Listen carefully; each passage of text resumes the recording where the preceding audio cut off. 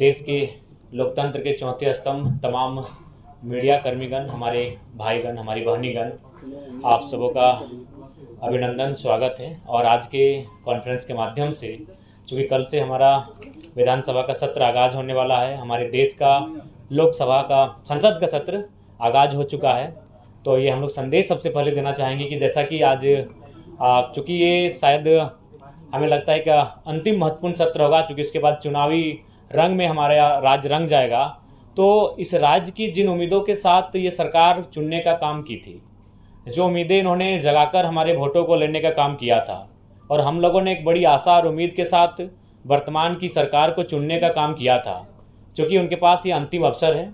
अतः आज के आपके माध्यम से, चूँकि हम लोग बचपन में एक स्कूल की दीवार में एक लाइन पढ़े थे, literature is the mirror of society, लेकिन मैं आज गर्व से का साथ कहना चाहूँगा कि उसमें मैं एक लाइन ऐड करना चाहूँगा कि media is also mirror of society. अगर मीडिया अपना काम सही से करे, मीडिया अपना काम निष्पक्ष होकर करे, तो शायद मीडिया भी कहीं ना कहीं सोसाइटी में जिस प्रकार हम लोग पढ़ते आए थे लिटरेचर के बारे में कि लिटरेचर मिरर होता है, मीडिया भी मिरर का कार्य करती है। तो आज मीडिया के माध्यम से, मीडिया को माध्यम बनाते हुए राज्य की सरकार को विधानसभा सत्र के ठीक पहले मैं ये संदेश देना चाहूँगा कि कृपया करके आप जिन मुद्दों के साथ आए थे, सबसे पहले उन मुद्दों पे आप ध्यान दें। आपके जो मुद्दे थे, चूँकि अभी देख सकते हैं कि आप कुछ दिनों से लगातार सोशल मीडिया में एक मैंने तस्वीर लगातार वायरल हो रही है, जिसमें आपके जेपीएससी के विभाग नगर निगम का जो वैकेंसी है, जिसमें मैक्सिमम जो है बाहर के राज्यों को लिया गया है। और चिट्ठी देखें आदरणीय मोदी जी, आप मेरा कहना यही है कि आखिर ये राज्य बना क्यों है।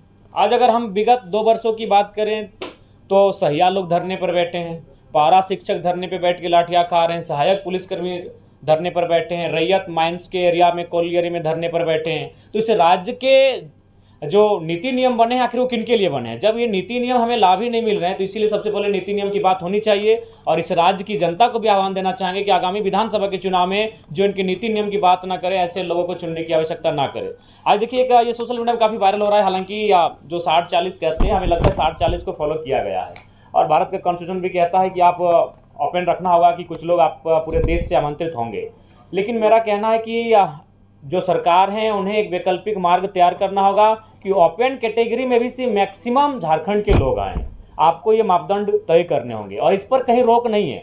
उदाहरण के लिए कुछ वर्ष पहले हमारे कुछ साथी अरुणाचल प्रदेश में एक बैंक का फॉर्म भरे थे, लेकिन उस बैंक में ये शर्त थी कि आपको उसका डॉक्यूमेंट जमा करने के लिए ऑफलाइन जाना होगा अरुणाचल प्रदेश। ना आप अरुणाचल प्रदेश जा सकते हैं, ना उस बैंक की फॉर्म को भर सकते हैं। तो ठीक उसी प्रकार हमारी सरकार जो भी चुनकर आती है, उनको इस बात को एक तय करना होगा कि आप किस प्रकार से एक रास्ता तैयार करते हैं कि यहाँ के नौजवानों को बेहतर अवसर मिले। हम आज 2 चिट्ठी लेकर आए हैं, क्योंकि आज इस राज्य को जानना होगा इन 2 चिट्ठियों का अर्थ को। एक चिट्ठी है, इस चिट्ठी को भी हम पढ़ते हैं। ये चिट्ठी है आपका नगर विकास एवं आवास विभाग, जो कि आपका जेपीएससी है। इसमें जिनको नौकरियाँ दी गई हैं उनका नाम है अन्वेषा अदिति, वसुधा शर्मा, पल्लवी तिवारी, और ये झारखंड की हैं, राहुल गांगुली। ये कोई हरियाणा के हैं, कोई राजस्थान के हैं, कोई गुजरात के हैं, कोई महाराष्ट्र के हैं। और एक चिट्ठी हम लेके आए हैं, क्योंकि इस चिट्ठी को राज्य को देखना होगा। और एक चिट्ठी है, इस चिट्ठी में नाम है मूर्ति देवी बिशुनगढ़ मुंबई। इस चिट्ठी में अगला नाम है कपिल देव महतो, रोहित साव, गोविंद मरांडी, ललित महतो, जीवन लाल साव। ये पिछले 6 महीना के हमारे प्रवासी मजदूरों की डेड बॉडी जो झारखंड आई। एक चिट्ठी हमारे ही साथ में है। ये चिट्ठी जिनमें 28 लोगों का नाम है, जिनमें 18 लोग हमारी नौकरियों को लूट के लेके जा रहे हैं और सरकार तमाशा देख रही है, बेचने का काम कर रही है। और इसी चिट्ठी में 16 लोगों का नाम है। ये प्रवासी मजदूरों की मौत का लिस्ट है। ये इसलिए झारखंड राज्य नहीं बना था। ये पीड़ादायक, हमें आप बार बार बाहरी भीतरी की बात करते हैं, ऐसी पीड़ादायक तस्वीर किसी राज्य की नहीं है। ये सिर्फ पिछले 2 महीनों की लिस्ट है। मैं तारीख पढ़ूंगा, 23 तारीख 7वां महीना 2024, 23 तारीख 7वां महीना 2024, 12 तारीख 7वां महीना 2024, 13 तारीख 7वां महीना 2024, 15 तारीख 7वां महीना 2024। तो हम मरने के लिए झारखंड पैदा नहीं हुए हैं। 40% खनिज संपदा हम लोग, हमारी जमीन से निकल कर जाता है, हम प्रवासी मजदूर बन के जाते हैं। हमारी लाश कहाँ से आती है? मुंबई से, मुंबई से, मुंबई से। कर्नाटक, गुजरात, मुंबई, केरल, हैदराबाद, पुणे, मुंबई, मुंबई, मलेशिया, गुजरात, तमिलनाडु, चेन्नई, हैदराबाद। ये चेन्नई और हैदराबाद की डेड बॉडी अभी घर नहीं पहुंची है। 4 दिन हो चुके हैं। 4 दिन हो चुके हैं, ये चेन्नई और हैदराबाद की डेड बॉडी अभी तक घर नहीं पहुंची है। मैं आपके प्रेस कॉन्फ्रेंस को कहते कहते मेरे कंठ सूख रहे हैं, मैं भावुक हो रहा हूं। इस दिन के लिए शहीद निर्मल महतो ने कलेजे में गोली नहीं खाई थी, इन लोगों के लिए कलेजे में गोली नहीं खाई थी। इनसे हमारी कोई आपत्ति नहीं है जो जिनका नाम इस लिस्ट में है, हमें आपत्ति सरकार से है। हमने इस लिस्ट के लिए, इस चिट्ठी के लिए हमने सरकार नहीं बनाया था, हमने इस लिस्ट के लिए झारखंड राज्य अलग नहीं किया था, हमने इसे रोकने के लिए झारखंड राज्य अलग किया था। ये 16 डेड बॉडी, ये कुछ ही महीनों का रिकॉर्ड कार्ड है। अगर हम आगे बढ़ेंगे तो और दर्दनाक तस्वीर सामने आएगी। पहले सरकार देख रहे हैं कहाँ कल्पना मैडम जाके प्रवासी मजदूर वापसी आए हैं, उनको लेकर जश्न मना रही है। अरे वो तो जिंदा हैं, जो लोग मर गए हैं इनकी डेड बॉडी पहले वापस कीजिए। इनकी डेड बॉडी कैसे आएगी उस पर मंथन कीजिए, उस पर चिंतन कीजिए। नाम पढ़ दे रहे हैं, शिवा महतो, नवाडी, चेन्नई में उनका देहांत हुआ है 21 तारीख 7वां महीना 2024। भुवनेश्वर सिंह, नवाडी प्रखंड, सेम प्रखंड, हैदराबाद, 24 तारीख 7वां महीना 2024। ये 2 चिट्ठी हमारे पास है।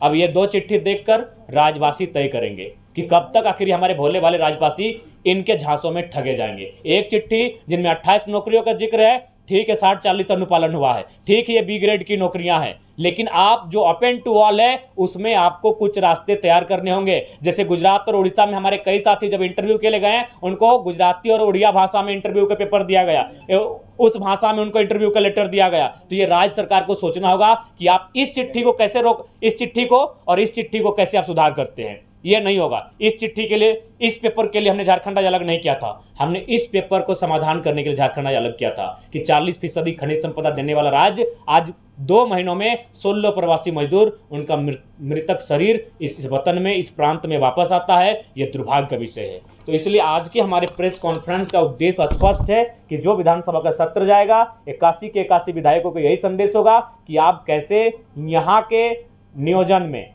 चाहे वो प्राइवेट सेक्टर हो चाहे वो सरकारी सेक्टर हो, मैक्सिमम झारखंड के लोगों कैसे होगा, सदन में आप बैठे हैं, इस बात को आपको तय करना होगा। दूसरी बात, मैं माननीय मुख्यमंत्री से आग्रह करूंगा, देखिए एक कहावत है कि अपना अपना करो सुधार तभी मिटेगा भ्रष्टाचार। यदि आप अपना सुधार नहीं करेंगे तो आप लाख लोगों को बरगला लें, जब समय आता है तब आप अपने आप को आदिवासी का बेटा कह के बच जाते हैं। लेकिन इस लिस्ट में आदिवासियों का भी नाम है।